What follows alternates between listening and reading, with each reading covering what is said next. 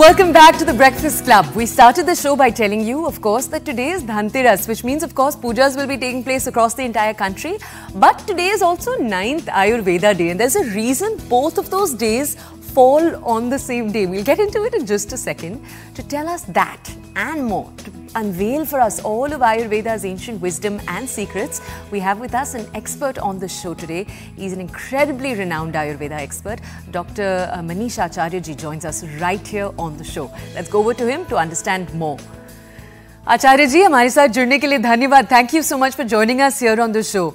आचार्य जी आप हमें ये बता सकते हैं सबसे पहले, because we told our audiences, हम उन्हें ये बताएंगे Ayurveda day, why is it celebrated on Dhanteras? राज क्या है, आप बता सकते हैं हमें?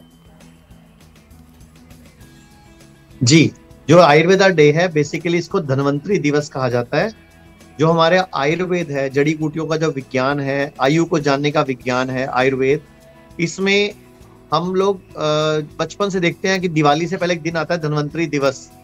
धन्वंतरी दिवस जो है वो धन्वंतरी के अवतरण का दिवस है.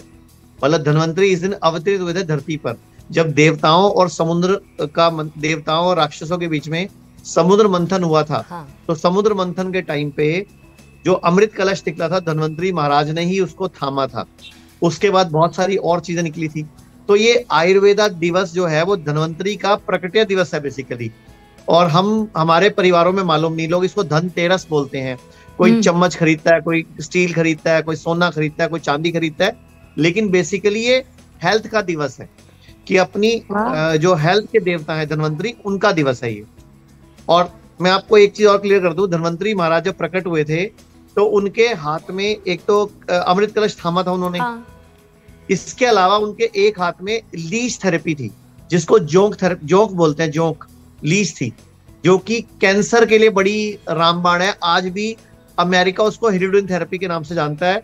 और हम भी आयुर्वेद के अंदर किसी भी तरह के कैंसर की गांठ को खत्म करने के लिए उसी लीच को यूज करते हैं. और एक उनके हाथ में भारत की जो राष्ट्रीय औषधि है, जैसे राष्ट्रीय पक्षी हमारा मोर है, राष्ट्रीय पशु हमारा चीता है, राष्ट्रीय वृक्ष हमारा बरगद है, ऐसे एक राष्ट्रीय औषधि है. तो राष्ट्रीय औषधि हमारी गिलोय है, तो गिलोय भी उनके हाथ में था. तो इस तरह ये धन्वंतरी दिवस है जिसको हम आयुर्वेद दिवस बोल रहे हैं. सो ट्रूली हेल्थ इज वेल्थ, ये कहने का मतलब है आपका. आचार्य जी हमें ये बताइए, आपके पास हजारों लोग आते हैं विद देयर प्रॉब्लम्स. सबसे बड़ी कंप्लेंट क्या है जो लोग आपके पास लेके आते हैं? हमारे पास सबसे ज्यादा पेशेंट आते हैं डायबिटीज के, नंबर 2 पे आते हैं ब्लड प्रेशर के, फिर अस्थमा है नंबर 3 पे, और उसके बाद जो सबसे ज्यादा पेशेंट भयंकर मात्रा में आ रहे हैं, किडनी फेल वाले, लीवर फेल वाले, कैंसर वाले, जिसका दुनिया में कोई इलाज ही नहीं है. और हमारे सारे हॉस्पिटल हाउसफुल चलते हैं, एक सिंगल बेड भी खाली नहीं होता. हमारे पास एडवांस बुकिंग चलती है क्योंकि हम cancer, kidney fail, liver fail वाले पेशेंट को तो भर्ती करते हैं. शुगर वाले को, बीपी वाले को, अस्थमा वाले को हम डाइट चार्ट सिखा देते हैं, खाना पीना सिखा देते हैं, दवाइयों की जरूरत नहीं पड़ती उनको. रेयर केस में 10 से 15% लोग ही होते हैं जिनको आयुर्वेदिक जड़ी बूटियों की दवाइयों की जरूरत पड़ती है. अदरवाइज सिर्फ खाना बदल के आप प्लेट 1 प्लेट 2 डाइट, जिसको हम DIP डाइट बोलते हैं, जिसपे क्लिनिकल ट्रायल भी हो चुके हैं, हम वो डाइट सजेस्ट करते हैं. किडनी फेल वाले जिनका डायलिसिस चल रहा हो, डॉक्टर ने ट्रांसप्लांट बता दिया हो, हम लोग बड़ी आसानी से थोड़े दिन के अंदर 100 में से 60-70 लोगों का डायलिसिस कम तो पक्का ही कर देते हैं. बंद भी हो सकता है, लेकिन पेशेंट टू पेशेंट डिपेंड करता है कि पेशेंट कहना कितना मानता है. जैसे पेशेंट अगर कहना मान ले टाइम एज मेडिसिन, शाम को 6 बजे के बाद खाना बंद करने को रेडी हो और सुबह 9 बजे से पहले बोले मैं नहीं खाऊंगा, मतलब 9 से 6 के ब्रैकेट में खाना है, बाकी घंटे नहीं खाना, मतलब शाम को 6 से सुबह 9 बजे तक नहीं खाना. इसको इंटरमीडिएट फास्टिंग बोलते हैं, ऑटोफेजी बोलते हैं. ये भी बताइए आचार्य जी, अगर हमने आपसे पूछा कि पूरे देश में एक बदलाव, तो वो एक बदलाव क्या होगा? तो मैडम मैं एक ही जादू की छड़ी यूज करता कि पूरे भारत से इंग्लिश टॉयलेट सीट को खत्म कर देता. भारत में आयुर्वेदिक टॉयलेट, मतलब जो नेचुरल टॉयलेट सीट है, हमारी इंडियन टॉयलेट सीट है, वो सारे बीमारियों का इलाज है. नीचे बैठ के जब आप पॉटी करते हो, यूरिन करते हो, तो आपका ब्लैडर पूरा खाली होता है, आपका रेक्टम पूरा खाली होता है. जो आप खड़े होकर यूरिन करता है, पूरा भारत आज की पुरुष है वो खड़े होकर पेशाब करते हैं, ब्लैडर पूरा खाली नहीं होता.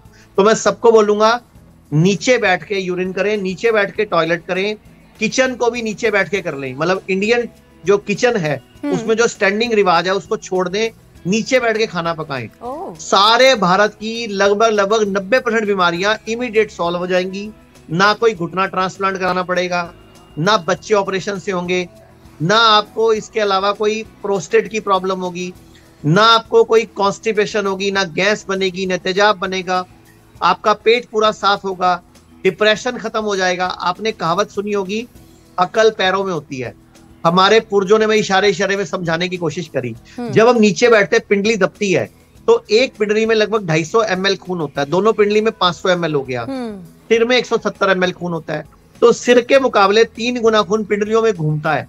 तो पिंडली वाला खून तभी यूज होता है जब पिंडली काम करती है। जब आप नीचे बैठते हो, उकड़ू आसन में बैठते हो या वज्रासन में बैठते हो, जैसे मुस्लिम भाई नमाज पढ़ते हैं तो वज्रासन में बैठ के पढ़ते हैं, ऐसे मैं बोलता हूं जितने हिंदू, सिख, बौद्ध, जैन है उनको भी रोज सूर्य नमस्कार करना चाहिए, वज्रासन में खाना खाने के बाद बैठना चाहिए, या फिर चाइना, जापान और वियतनाम की तरह खाना ही वज्रासन में बैठे खाना चाहिए। पूरा भारत का 40, 50, 60 साल का हर व्यक्ति स्वस्थ हो जाएगा। वाओ, ओके आचार्य जी, एक आखिरी प्रश्न आपके लिए। आप अपने अब थोड़े से रूटीन्स अगर हमारे दर्शक के साथ शेयर कर सकते हैं, आप क्या करते हैं सुबह सुबह? ब्रेकफास्ट क्लब है इसलिए बताइएगा, मॉर्निंग रूटीन क्या है आपका? देखो, मैं सबसे पहले सुबह उठते ही बिस्तर पे ही अपनी बॉडी को हिलाता हूं ताकि मेरा ब्लड पूरी बॉडी में फैल जाए।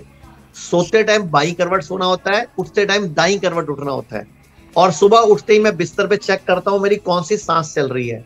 कौन सी सांस चल रही होती है वो वाला पांव जमीन पे रखता हूं ताकि कभी किसी को जल्दी से हार्ट अटैक ना पड़े, डिस्क प्रॉब्लम ना हो जाए, क्योंकि बॉडी लोड लेती है ना, हमारा वजन पड़ता है हमारे पैरों पे, घुटनों पे, एड़ी पे। उसके बाद मैं सुबह उठते ही सूरज के सामने, सूरज उगने से पहले उठ जाता हूं मैं, उठते ही मैं आधा घंटा मेडिटेशन करता हूं। उसके बाद सूरज की हल्की हल्की किरणें आनी शुरू हो जाती हैं। फिर मैं उकड़ू बैठ के इतना बड़ा टुकड़ा हल्दी का चबाता हूँ, इतना बड़ा टुकड़ा अदरक का चबाता हूँ और 10 कड़ी पत्ते खाता हूँ उकड़ू बैठ के, इंडियन टॉयलेट स्टाइल में बैठ के। और ऊपर से गरम गरम पानी आधा कप, या ये हर्बल टी जो मैं अभी पी रहा हूँ, दालचीनी, सौंफ, तुलसी, इलायची वाली, ये पीता हूँ। उसके बाद पेट साफ शुरू हो जाता है। उसके बाद अपना नाश्ते में क्या करता हूं मैं, पहले जितना मेरा वजन है, जैसे मेरा वजन है 67 kg, तो मैं लगभग 700 ग्राम पहले फ्रूट्स खाता हूं, जो भी सीजन के हैं, जो भी रीजन के हैं, मतलब मेरे इलाके के होंगे और जो कि सस्ते होंगे और सीजन के होंगे। उसके बाद मैं अपना ऑफिस चला जाता हूँ, ये मेरा रूटीन शुरू हो जाता है। तो मैं सबको बोलूंगा, नाश्ते में पहले फ्रूट्स खाओ, वजन गुणा 10 ग्राम। लंच में और डिनर में वजन गुणा 5 ग्राम पहले सैलड खाओ। जैसे वजन मेरा 70 किलो है तो 350 ग्राम, और अगर आपका वजन 50 किलो है तो 250 ग्राम पहले सैलड खाओ, फिर खाओ रोटी चावल। एक कभी भी रोटी और चावल एक साथ नहीं खाना। रोटी खाओ तो पूरा दिन रोटी खाओ, चावल खाओ तो पूरा दिन चावल खाओ। एक दिन में एक अनाज का सेवन करो। आचार्य जी, थैंक यू सो मच। आपने इतना एडवाइस दे दिया हमारे दर्शक को। We've really been writing some of the stuff you've set down. Thank you so much for joining us this morning on the Breakfast Club. And with that last expert leaving us, we're going to draw our Tuesday show to an end. Remember, Dhanteras celebrations taking place across the country.